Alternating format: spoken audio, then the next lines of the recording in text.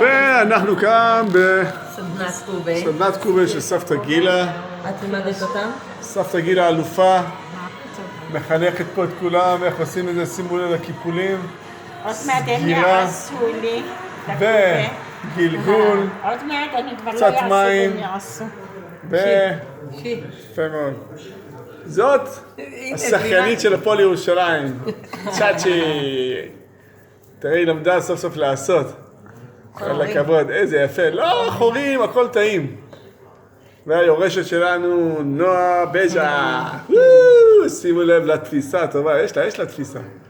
יש לה תפיסה, קיפול עדין. חיוך על הפנים. ותרד של איראן, תראה. ואנחנו רואים פה, מי עושה כאן? מי זה? לירן? לירן עושה קובה? איזה עגול יצא לו! יואו, איזה עגול, איזה עגול. סבתא, מה את אומרת על זה של לירן? אלוף, אלוף, אלוף. ומי יש לנו עוד כאן בסדנה? גלגול. איפה גל? לא רואים את גלוש. הנה גלגול! איזה חיוך, איזה גלגול. גלגול מגלגלת. חמוד, יפה, יפה, יפה. השלבים הם סולת, כזו או אחרת שעושים פה, צ'אצ'י, תני קצת הסבר, מה זה? מזה אנחנו מתחילים לגלגל. קילו סולת, כוס וחצי כמעט של מים, פושרים, קצת מלח, לפי העין, קצת שמן, לפי העין, נכון.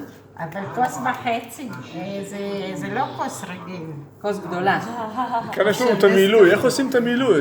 תגידו, איך עושים את המילוי הזה? זה יהודית עשתה, היא יכולה להגיד. זה מתגנים בצד, כמה שאני זוכר. 4 בצלים.